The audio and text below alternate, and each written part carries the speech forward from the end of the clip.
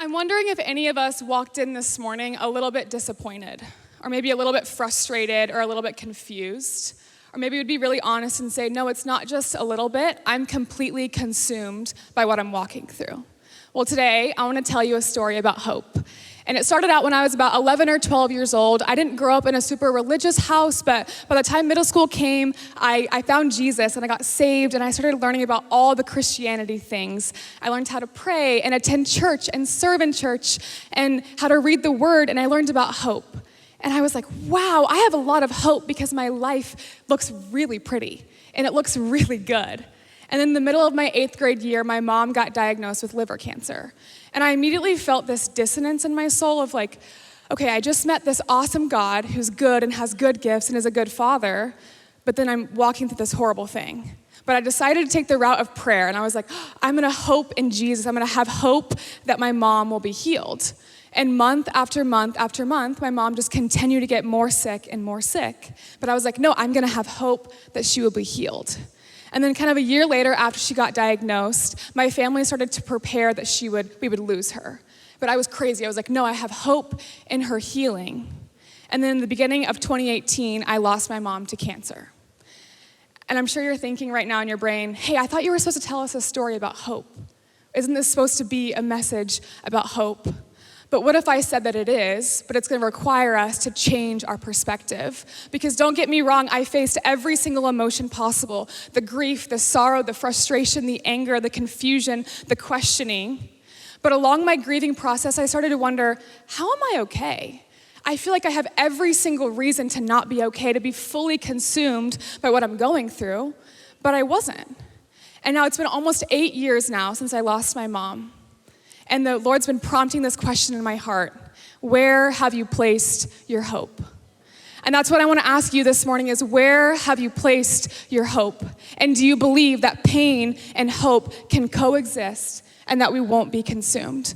It reminds me of the scripture in the book of Lamentations, and it's exactly what it sounds like. It's the book of lament, it's sorrow, it's desperation, it's despair. And the prophet Jeremiah, kind of out of nowhere, in the middle of lament, in the middle of despair, says this in chapter 3. Yet this I call to mind, and therefore I have hope. Because of the Lord's great love, we are not consumed.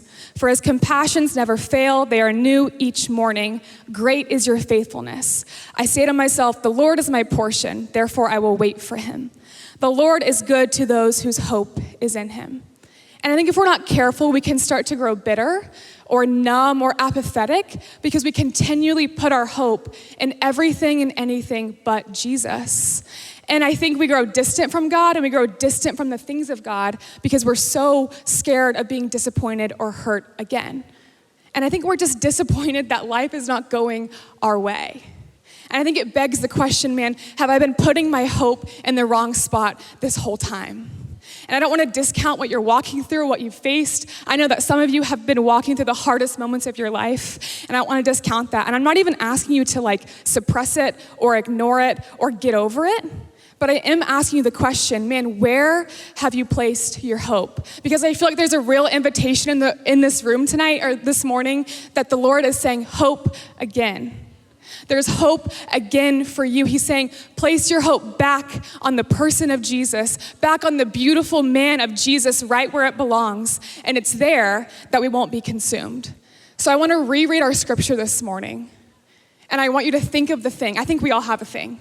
We have a pain, we have a disappointment, we have a sorrow, we have a grief that we've grown a little bit hopeless in. And I know it's real, and I know it's true, but I also believe that the word is true. So I want to speak it over your life and over your situation this morning. It says, yet this I call to mind, and therefore I have hope. Because of the Lord's great love, we are not consumed, for his compassions never fail. They are new each morning. Great is your faithfulness. I say to myself, the Lord is my portion, therefore I will wait for him. The Lord is good to those whose hope is in him. And I think the most beautiful picture of this, of the tension between pain and hope, is in the cross and the resurrection, right? When we just look at the cross, we see desperation and sorrow and grief and death. And then when we look at the resurrection, what do we see? The light of Jesus, the hope of Jesus. And I want to end with this. Hope is not just optimism. It's not just wishing everything would go our way.